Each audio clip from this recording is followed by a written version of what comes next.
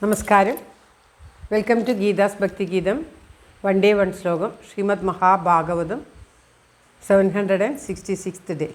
Today 46th sloka of Pradhama Skanda 7th chapter. For details please see the description box.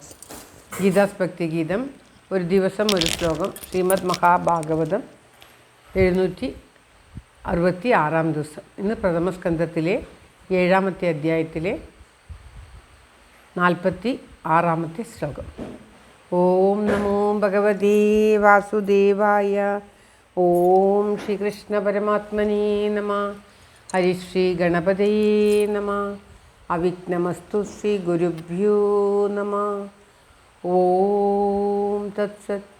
കൃഷ്ണം നാരായണം വന്ദേ, കൃഷ്ണം വന്ദേ വ്രജപ്രിയം, കൃഷ്ണം ദ്വൈപായനം വന്ദേ, കൃഷ്ണം വന്ദേ പ്രദാസുതം. ശ്രീപരമാനന്ദനാഥനായി അദ്വൈതദീപമായി മോക്ഷേക്ഷു വൃന്ദമന്ദാരമായി കാരുണ്യവാരിധിയായി വിഭൂദേശനാം നാരായണൻ മമ മന്ദത മാറ്റണം. ഓം തത്സത്. ശ്രീമദ് മഹാഭാഗവതം പ്രഥമസ്കന്ധത്തിലെ 7ാമത്തെ അധ്യായത്തിലെ 46ാമത്തെ ശ്ലോകം. തദ്ധർമ്മജ്ഞ മഹാഭാഗ ഭവദ്ഭിർഗൗരവം കുലം വൃജിനം നാർഹതി പ്രാപ്തും പൂജ്യം വന്ദ്യം അഭീഷ്ണശ. ഓം തത്സത്.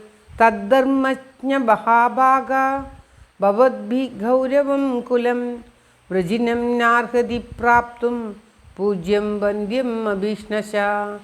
ഓം തത്സത്. വീണ്ടും പാഞ്ചാലി പറയുന്നത് സൂതൻ പറയുകയാണ്. പദം പിരിക്കേണ്ടത്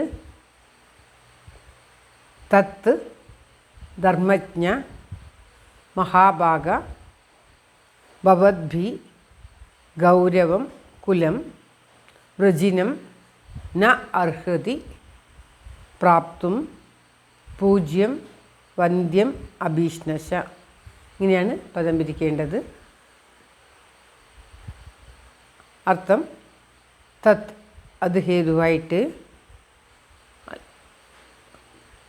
ആ മുൻപറഞ്ഞ കാരണമായിട്ട് ധർമ്മജ്ഞ ധർമ്മം അറിയുന്ന മഹാഭാഗ മഹാത്മ്യമുള്ളവനെ ഗൗരവം ഗുരുവിനെ സംബന്ധിച്ചതായ കുലം വംശം ഭവദ്ഭി ഭവാന്മാർ ഹേതുവായിട്ട് വൃജിനം ദുഃഖത്തെ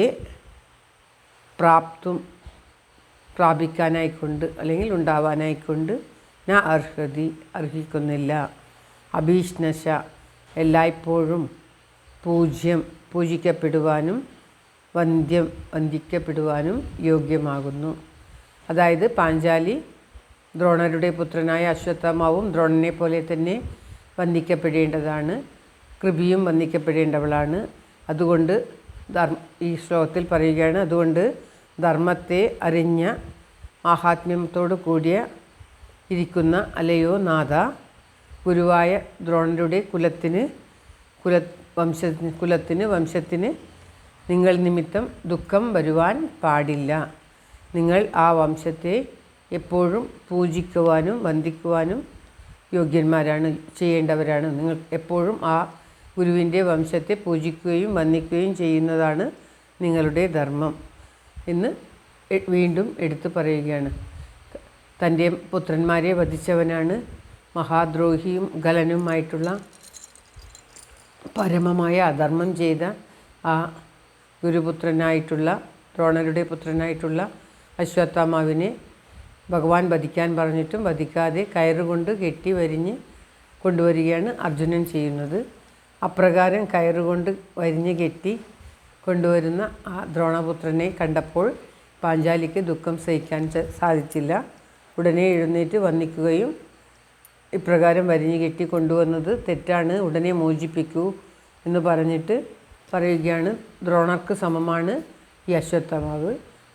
ദ്രോണരുടെ പുത്രനായ അശ്വത്ഥാമാവിൻ്റെ ദുഃഖം ആ അമ്മയെയും വേദനിപ്പിക്കും. കൃപി എന്നെപ്പോലെ വേദനിക്കാൻ പാടില്ല, അതുകൊണ്ട് ഇവനെ മോചിപ്പിക്കൂ എന്ന് പറഞ്ഞിട്ട് വീണ്ടും ധർമ്മങ്ങൾ ഗുരുവിന് സമമാണ് ഗുരുപുത്രനും, അതുകൊണ്ട് അവരെ ദ്രോഹിക്കുവാൻ പാടില്ല. അതുകൊണ്ട് തന്നെ ധർമ്മം അറിയുന്ന അല്ലയോ അർജുനനെയാണ്, അല്ലയോ നാഥ, ഈ ഗുരുവിനെ സംബന്ധിച്ചിട്ട് ഗുരുവിൻ്റെ കുലത്തിന് ദുഃഖമുണ്ടാക്കാൻ നിങ്ങൾക്ക് യോഗ്യതയില്ല. നിങ്ങൾ ആ ഗുരുവിനെയും ഗുരുവിൻ്റെ കുലത്തിലുള്ളവരെയും വന്ദിക്കുവാനും പൂജിക്കുകയുമാണ് ചെയ്യേണ്ടത് എന്ന് വീണ്ടും എടുത്തു പറയുകയാണ്.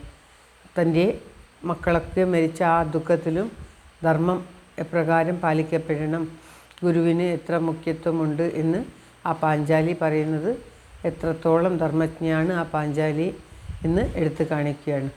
പരമധർമ്മജ്ഞയാണ് പാഞ്ചാലി. അതുകൊണ്ട് തന്നെയാണ് പഞ്ചകന്യകമാരിൽ ഒരാളായിട്ട്, പഞ്ചസ്ത്രീരത്നങ്ങളിൽ ഒരാളായിട്ട് ഈ പാഞ്ചാലിയെ കരുതപ്പെടുന്നത് എന്ന് നമുക്ക് മനസ്സിലാക്കാവുന്നതാണ്.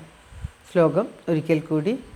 തദ്ധർമ്മജ്ഞ മഹാഭാഗ ഭവദ്ഭിഗൗരവം കുലം വ്രജിനം നാർഹതി പ്രാപ്തും പൂജ്യം വന്ദ്യം അഭിഷ്ണശ. ഓം തത്സത്. സർവത്ര ഗോവിന്ദനാമ സങ്കീർത്തനം. ഗോവിന്ദ ഗോവിന്ദ. ഓം നമോ ഭഗവതേ വാസുദേവായ. ഓം ശ്രീകൃഷ്ണായ നമ.